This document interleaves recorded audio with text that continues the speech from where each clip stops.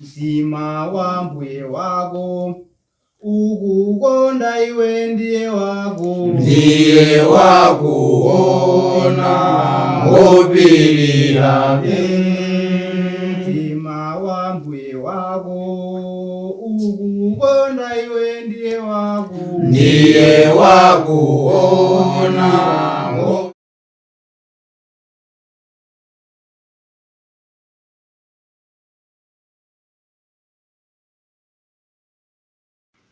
Tikulandireni soni pa programu yathu ya kudziwa Baibulo langa.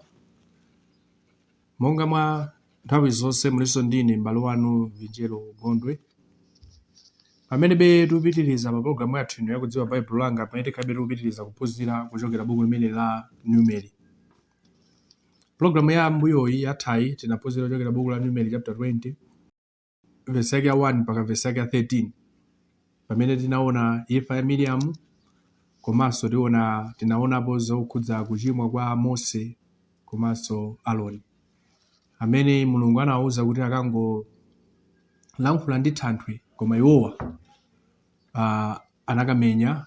Inde madzi anatulukadi, koma Mulungu anakwiya nawo, ndipo Mulungu anawuza kuti sakalowa nawo m'dziko la malonjezano chifukwa cha zimene achitazo. Mulungu anafotokoza kuti ifa yoti mwandinyazitsa, mwapangitsa kunena kuti Israeli asandikhulupirire. So Mulungu anati sanachite chinthu chabwino, ndipo Mose maso Aloni analandira chilango. Pamene tupitirizabe kuchokera buku limene la Numeri chapter 20, tikhalanso phunzirabe mu chapter 20 momwemo, koma tiphunzira kuchokera verse yake ya 14 mpaka verse yake ya 29. Pamenenso tione zinthu ziwiri kapena mavuto awiri akuluakulu amene anagwa mu mavesi amenewa. Mu chapter chake cha 20 verse yake ya 14 mpaka verse yake ya 29 tipezamo mavuto awiri akuluakulu amene anagwa pakati pa Israeli. Tikakamba za mavuto, monga simene akambira phunziro lathu la mbuyo lokhudza machimo, mavuto amabwera kwa ife anthu mu njira zosiyanasiyana. Pena mavuto kapena pena munthu umatha kukumana ndi mavuto chifukwa cha chiganizo chimene unapanga chiganizo cholakwika, ndi zotsatira zake zimakubweretsera mavuto ndithu. Komanso pena zimangobwera popeza ndi zinthu zoti sunga zipewe, ndi zinthu zoti basi mavuto amabwera ndithu.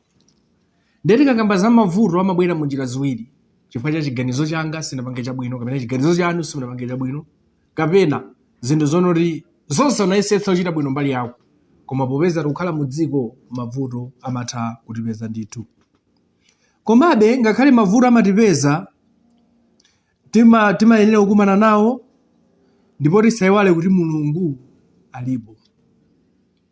Nthawi zina munthu ukakumana ndi mavuto umayiwala Mulungu, umaona ngati kuti mwina Mulungu alibe nawe ntchito, Mulungu akuyiwala basi. Nthawi zina timakhala maganizo amenewo. Ndiye pamene tikukamba za chapter imenechi tikukamba za mavuto awiri akuluakulu. Komanso taona zimene nthawi zina mavuto amachitika pa chiganizo chathu kapena zinthu zoti sunga zipewe, koma kuti tisayiwale kuti Mulungu alipo. Ndipo tikakumana ndi mavuto tidzikumbukira Iye Mulungu. Ndiye mu phunziro lathu la lero pamene tikufuna kukamba za mavuto awiri, Israeli nayenso ngati mtundu anakumana ndi mavuto awiri akulu. Tikumaonjezera maoti akulu chifukwa awa mavuto akulu ndithu. Tonse pa dziko lapansi pano timakhala ndi mavuto, koma pali mavuto ena omati awabolani, koma ili lawonjeza lalikulu. Ndiye tipeza kuti Israeli anakumana ndi mavuto amenewa akulu. Vuto loyamba limene anakumana nalo ndi ili. Tikumbukire mu chapter 20 verse ya 1 kuti ndi mwezi woyamba imene tinaonaponso paja kuti chaka cha 40. Ndiratsala ndi chaka chimodzi chomaliza kuti alowe mu dziko la malonjezano. Koma amene afuna lowa dziko la malonjezano chaka chomaliza anakumana ndi mavuto akulu amenewa akulu. Vuto loyamba limene anakumana nalo ndi ili. Pamene afuna akalowe mu dziko la malonjezano la Kanaani, amene akudutsa mu mzinda wa Edomu. Kuti akalowe mu dziko la malonjezano lija. Ndiye timaona kunena kuti Mose anatumiza amithenga kuti apitani mukakambe ndi mfumu ya ku Edomu, mukayidandaulire ife ana Israeli tidutse nawo apa, tikaloweko kuti tiyende mwachidule nkusiyana kuti tikazungulire. Ndipo mfumu ya ku Edomu inakana kuti ayi, zimenezo ayi pano simudutsa. Komabe ngakhale anakana, Israeli anali ndi chisankho kuti tidutsedwe pompa pochita mwankhondo ngati kumene tachokerako, kapena tilambalale. popeza azathu akana. Koma Mose pokhala mtsogoleri anasankha kudutsa kwina, kukana nkhondo apa ndi kupita kwina. Vuto loyamba limene anakumana nalo ndi limenelo lalikulu. Vuto lachiwiri limene anakumana nalo chapter 20 verse 28 ndi imfa ya Aloni. Aloni wakhala munthu amene watumikira Israeli kwa nthawi yayitali, koma inafika nthawi malingananso mmene Mulungu analankhulira, iwe ndi Mose simukalowa m'dziko limeneli. Nawonso anthu awiri amenewo anapezeka kuti inafika nthawi anamwalira. Ndeti kuona kuti pamene tikufuna tiphunzire chapter 20 verse 14 mpaka 29 tipezamo mavuto awiri amenewo akuluakulu: imfa ya Aloni komanso Israeli akanikizidwa kudutsa muzinda kapena m'mudzi kapena mu dziko la Edomu. Zovuta ngati izi zikutikumbutsa kuti ziganizo zathu zili zotsatira ndithu. Israeli pamene anakumana ndi mavuto amenewo anakumbutsa kuti ziganizo zimakhala zotsatira, komanso ino ndine tikumbukire ziganizo zina chilichonse chimakhala ndi zotsatira zake. Ndi pamene takamba kuti tikhala tikuona zokhudza mavuto awiri amenewa, ndi chinthu chabwino kuti tiyambepo kuona vuto limodzi loyamba limene lili lokhudza Edomu. Israeli akaniza Edomu kapena Edomu akaniza Israeli kudutsa, ili linali vuto loyamba. Tikumbukire kuti apa tuchoka pamene Mose wapereka madzi kwa Israeli. Tsopano Israeli afuna kulowa dziko la malonjezano. Mose ali mchipululube. Mose akudikirira kuti titumize anthu popeza tulene kudutsa mmuzinda mwa zathu uku tisakamenya nkhondo, tiyeni tingodutsa. Pali chifukwa chimene Mose anatumizira anthu awa. Mukati muone tikati tione mbwene maphunzira mbuyo mja, Mose anatumiza azondi 12 kuti akazonde dziko la Israeli. Atatumiza nakaona mene zinthu zilili, anabweretsa ripoti.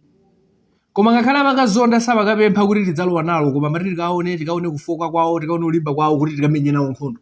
Koma ulendo uwu mzinda umene wa Edomu, mudzi umene wa Edomu, Mose sanali ndi tipo umene anali ndi kuti takakambeni nawo mfumu, ngati kuli kotheka tilole tingodutsa nawo basi. Anatumiza nthumwi zake kuti zipite, ndipo anatumiza maulendo awiri kuti zikakambe ndi Edomu zokhudza njira. Poyamba nthumwi zimayenera kukapempha koma mokumbutsa ubale wawo.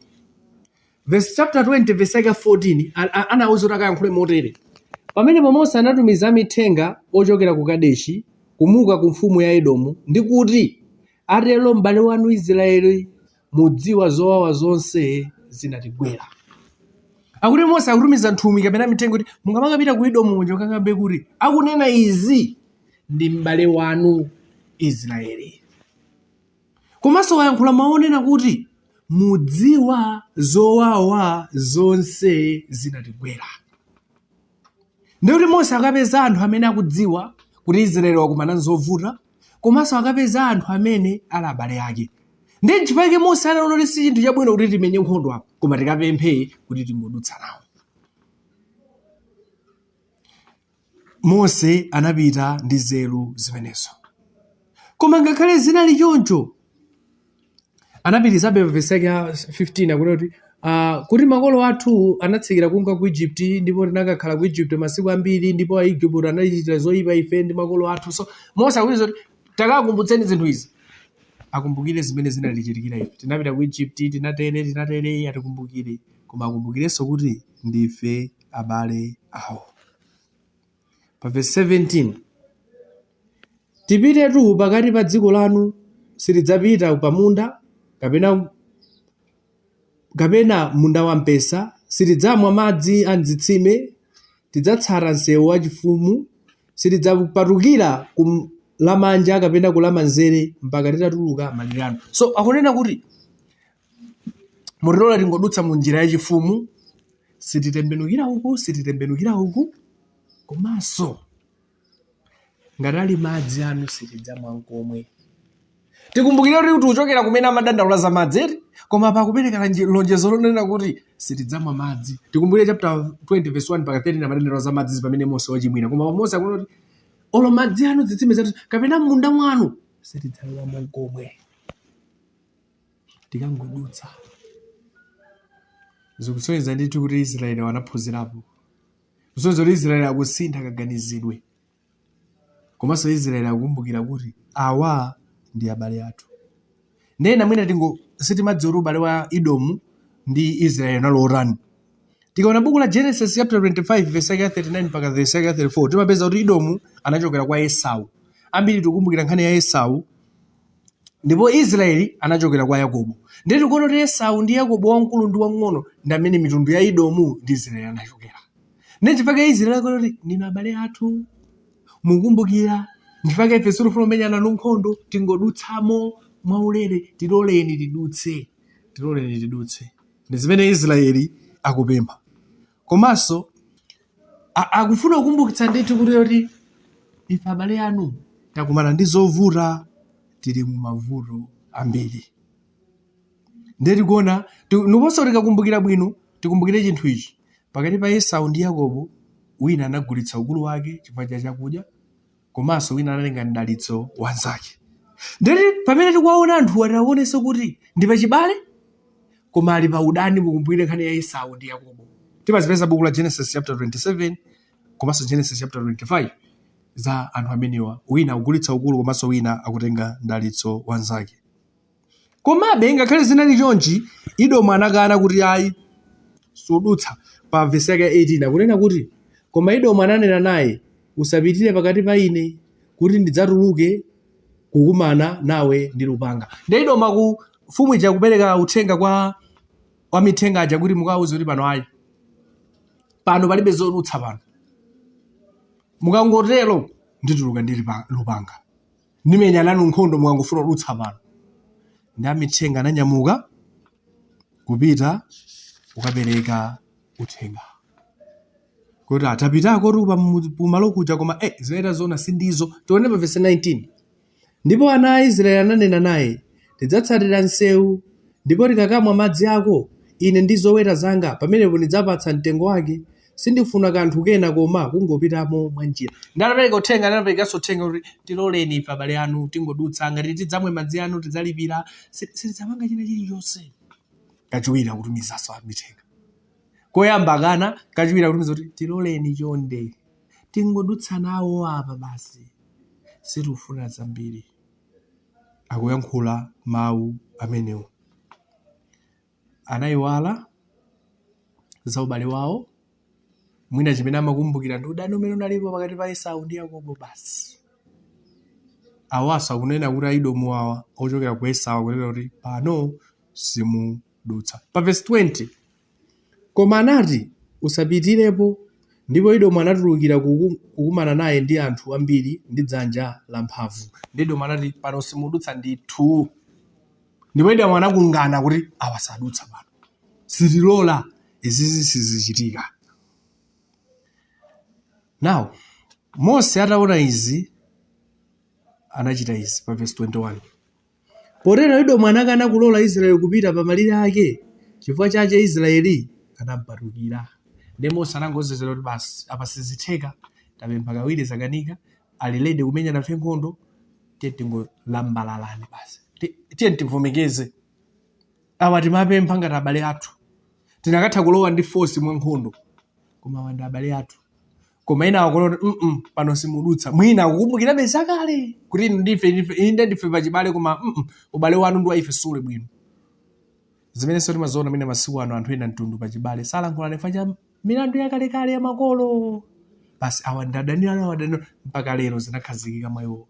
Ndiye kuthekanso Edomu nayenso anali mtima umenewo. So tikuona vuto loyamba limene Mose anazinena bazi kunena kuti tiyeni tingolambalala. Chifukwa anthu awa ulilede kumenya nkhondo. Zimene mazoona so pa nkhani ya Esau ndi Yakobo buku la Genesis chapter 32-33. Asanavane wina wathawira kwina pokumana nawonso pa ubale wawo ngati mmakumbukira bwino Genesis chapter 32-33 anapewanso nkhondo.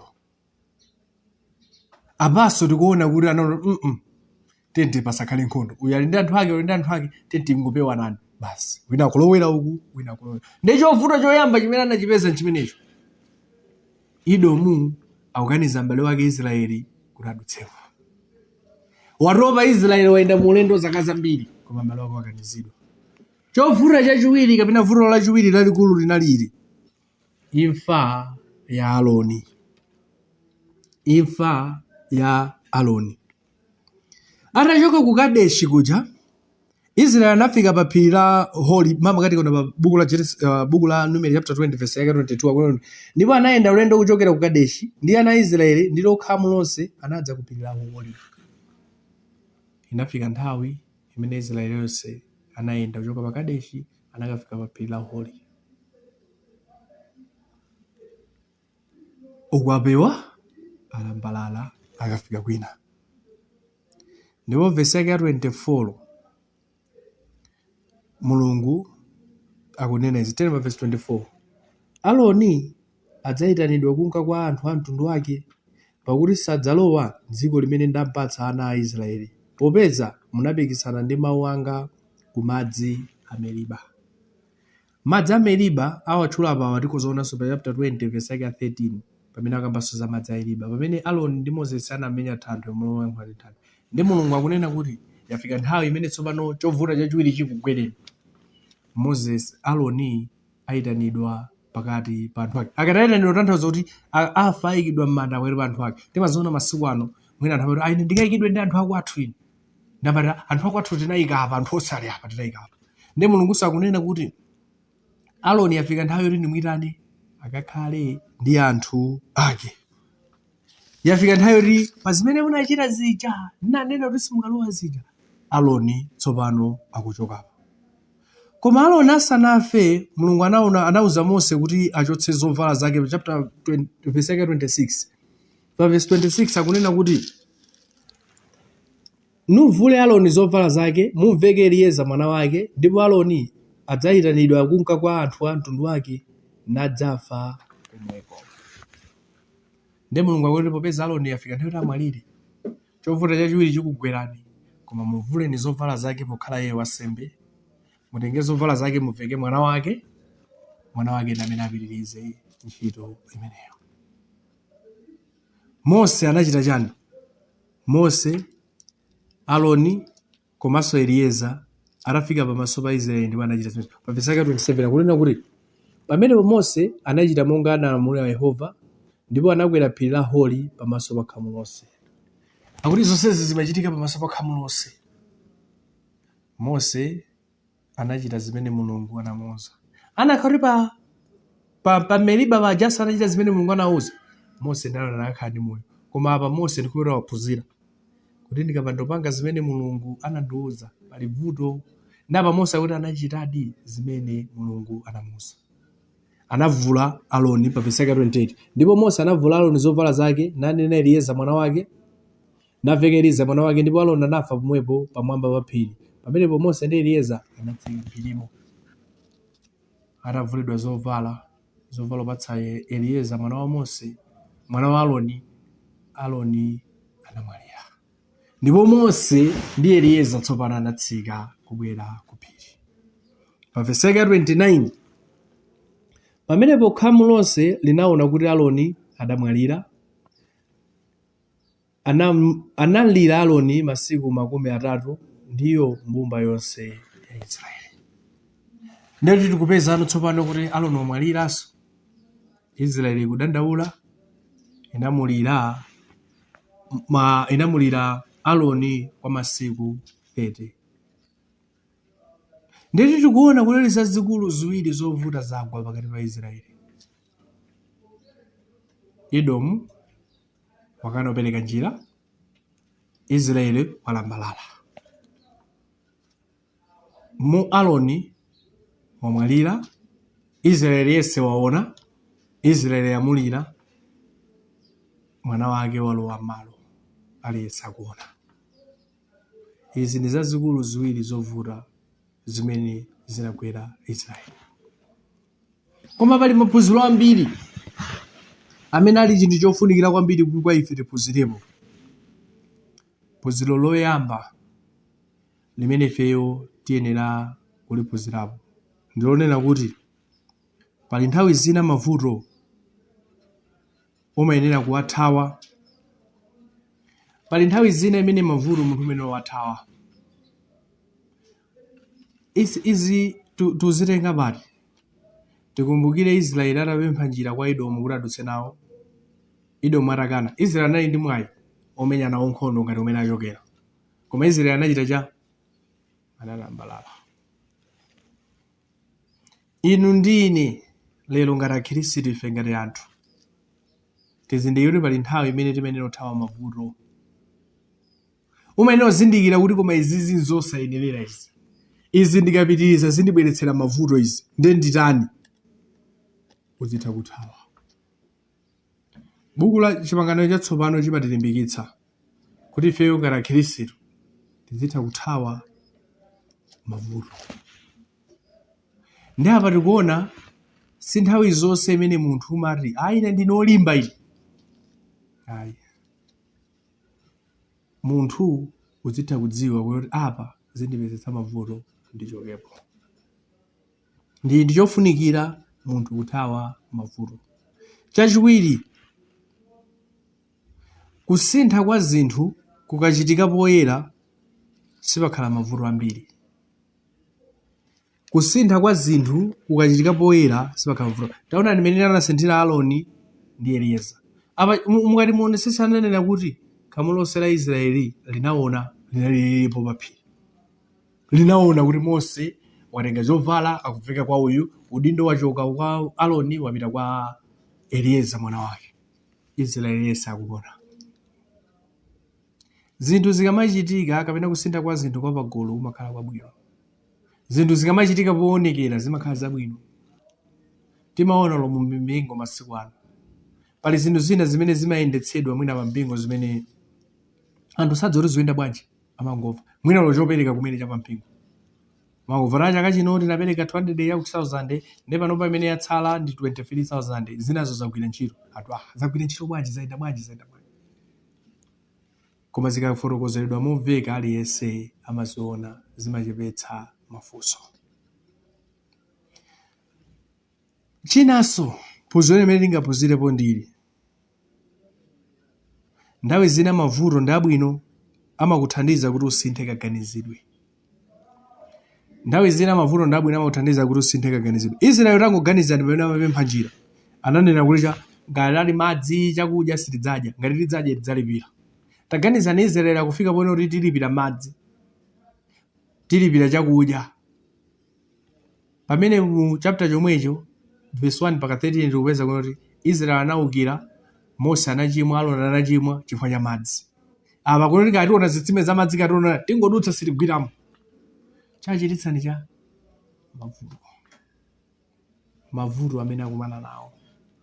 Ndi nthawi zina mavuto ndi abwino ndithu. Amakulimbitsa, amakuzindikiritsa, amakupangitsa kuti kaganizidwe kako kasinthe, uyambe kuganiza bwino. Ndi zimene tikuziona pa Israeli pa zinthu ngati zizo. Mavuto amakuthandizira kuti usinthe. Phunziro la namba 4 limene tulipezanso m'buku lathu ili ndilonena kuti udani timafunika tiukoze msanga. Edomu ndi Israeli anali pachibale. Koma udani wawo tinaona kumene unachokera. Esau ndi Yakobo. Wakale. Apa taonani akulepheranso apatsana njira. Inu ndine tikuzokhala tili ndi anthu ena amene pa zinthu zina sitigwirizana nawo. Koma tisalole udani wathu tiusunge mpaka kale. Pala anthu ena masiku ano anakalipa udani umene azigogwa awo anauchita kalekalelo mpaka lero ulipo. Kuti ngati tikudana pa dziko lapansi kumwamba tikhoza kukhala bwanji. Ndeti kumbukire kunena kuti ngati pali udani pakati pathu, pakati pa Khristu ndi Mkhristu zake, Mkhristu ndi munthu wakunja, anthu abanja limodzi, tiyeni tiukoze udani wathu lero. Tikausunga udzapangitsa mavuto ena kutsogoloko pa ana athu. Phunziro lathu lomaliza limene tingaphunzirepo ndili. Azathu ena sadzatimvetsa ngakhale tunena chilungamo. Pali nthawi zina zimene munthu ukamafotokoza chilungamo, amweni tandibwerekeni ndalama ndikupatsani mawu. Nthawi zina anthu amakana chifukwa tidziwa pa dziko lapansi pali anthu ambiri amene chilungamo alibe. Israeli analonjeza Edomu kuti tidutsa sitiononga china chilichonse tingodutsa munjiramo, sititenga katundu wanu, koma Edomu anataya. Ngutheka Edomu sanakhulupirire kuti zingathekawo kudutsa chigulu chonsechi osaononga. Aya sizitheka asadutse muno. Chifukwa Israeli ankane utolo madzi kazipesambisa situlowamo, chifukwa nchana akadziwa kuti azathu aganiza kuti tikadutsamo tikatholera zipatso zambesa, tikamwira madzi, tikapangira zakuti. Ndi Israeli kuti tikhulupirireni sitichita zakuti. Ndi phunziro labwinonso kwa ife kuti nthawi zina anthu sadzatikhulupirira ngakhale tikunena zoona. Izi zimene timafuna tiphunzire tsiku la lero pa zovuta ziwiri zikuluzikulu zimene Israeli anakumana naye kapena anakumana nazo buku limene la Numeri chapter 20 verse yake ya 14 mpaka verse yake ya 29. Taona zovuta zazikulu ziwiri, taonamo maphunziro amwira amene ngaphunziremo. Kufikiranso nthawi ina munali ndine pa Vinjero Gondwe pa programu yathu ino ya Kudziwa Baibulo Langa. Mulungu akudalitseni nonse. Amen. Mtima wa mbuye wako ukukonda iwe ndiye wako, ndiye wakuona ngopirira. Mtima wa mbuye wako ukukonda iwe ndiye wako, ndiye wakuona